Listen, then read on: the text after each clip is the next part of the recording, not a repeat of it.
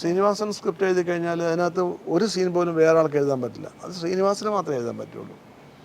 ബാക്കി പലരും എഴുതുമ്പോൾ ചിലപ്പോൾ വേണം 2-3 സീൻ വേറെ ആൾ എഴുതിയാലും അവർ അറിയില്ല. പക്ഷെ ശ്രീനി എഴുതുന്ന സ്ക്രിപ്റ്റ് അത് ശ്രീനി മാത്രമേ പറ്റുള്ളൂ.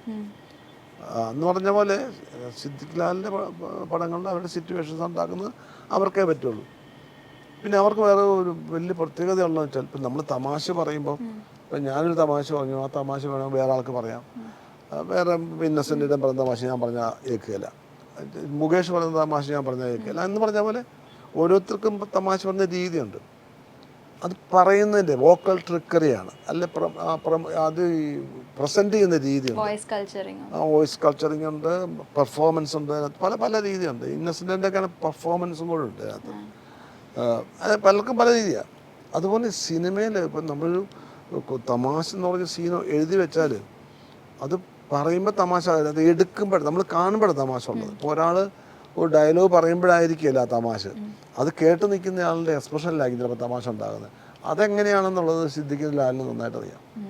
അത് ഞാൻ സിനിമയെ കണ്ടതിൽ അവർക്കാണ് വളരെ, അവർ സത്യനന്ദിക്കാട്, ശ്രീനിവാസൻ, അങ്ങനെ കുറച്ച് ആൾക്കാരുണ്ട്. അവർക്ക് തമാശ എങ്ങനെയാണ് സിനിമയിൽ പ്രസൻറ്റ് ചെയ്യേണ്ടതെന്നറിയാം. നമ്മൾ തമാശ പറയുന്നത് പോലെ തമാശ എങ്ങനെയാണ് കാണിക്കേണ്ടത്, അത് കണ്ടാൽ എങ്ങനെ പ്രേക്ഷകൻ ചിരിക്കുന്നത്. ചിലപ്പോൾ ഡയലോഗിലായിരിക്കുമല്ലേ ചിരിക്കുന്നത്, അയാൾ പറയുന്ന ആ സിറ്റുവേഷൻ മറ്റൊരാൾ കണ്ടുകൊണ്ടിരിക്കുമ്പോഴേക്കും തമാശ ഉണ്ടാകുന്നത്.